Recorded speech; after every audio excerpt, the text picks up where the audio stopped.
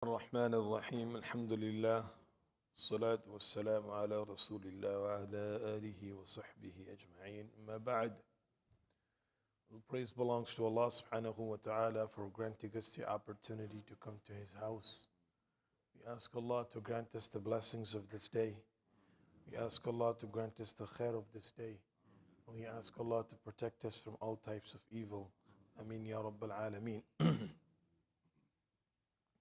Amongst the major sins Allah subhanahu wa ta'ala has forbidden upon the believers to be involved in any way which brings harm for them in this dunya and in the life of hereafter.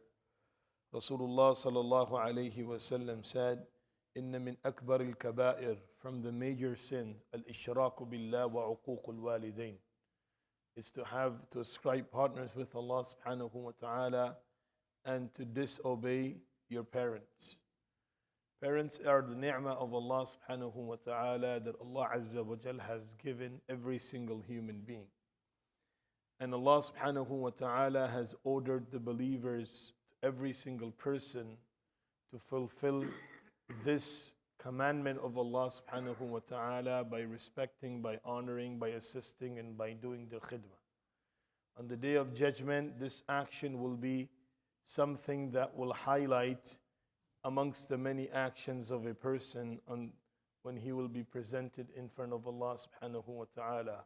An Arabi came to the Prophet sallallahu alayhi wa sallam and he said, "Ya Rasulullah, what do you consider my actions to be? How would you give the judgment if I was to pray my five obligatory prayer, make my fasting of the month of Ramadan, give my zakah, and perform my hajj?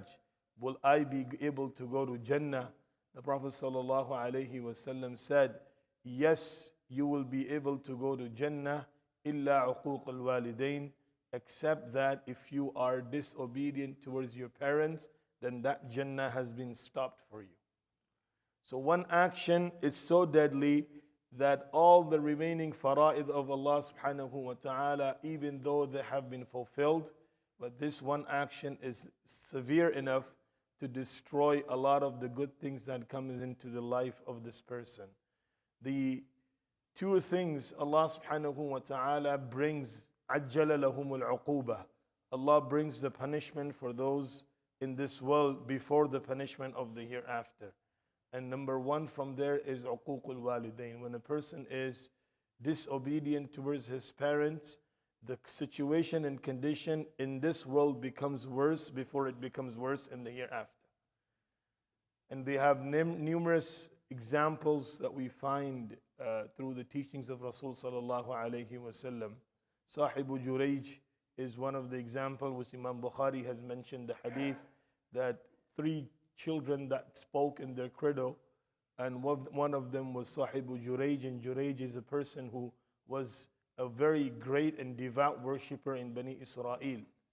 And he was praying his salah while his mother came to call him. And while he was engaged in his prayer, he did not answer him. The second day, the mother came again to look for him, and he was involved in ibadah and did not respond. And the third day, the same situation happened. And the mother, because of the emotions that were attached, said some things which brought very big difficulty upon Jurayj, even though he was a devout worshipper, that he had to go through some type of trials in this dunya before departing from this world. So this action is something that a person needs to be worrying about at all time. That from my action, a lot of times it is not that you are making someone satisfied, it is rather you are fulfilling your duties, right? If you are doing your part, Allah subhanahu wa ta'ala says, "In takunu salihin, فَإِنَّهُ كَانَ لِلْأَوَّابِينَ غَفُورًا." As long as you are righteous and you're doing your part, then if there are shortcomings, Allah azza wa jal is always there to forgive.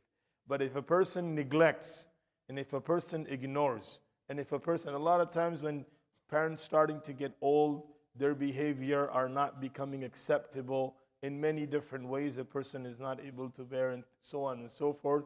But this is the actual time that a person should try to work and make his Jannah, right? The Prophet sallallahu alaihi wasallam said, "Al-jannatu tahta aqdam al-ummahat."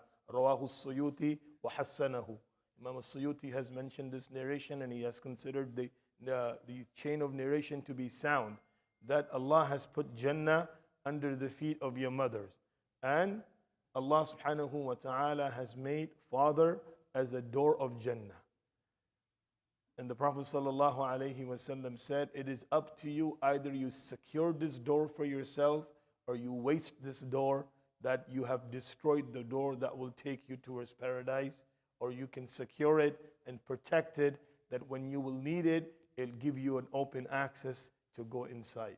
So this is one of the actions that are considered to be amongst the major sins.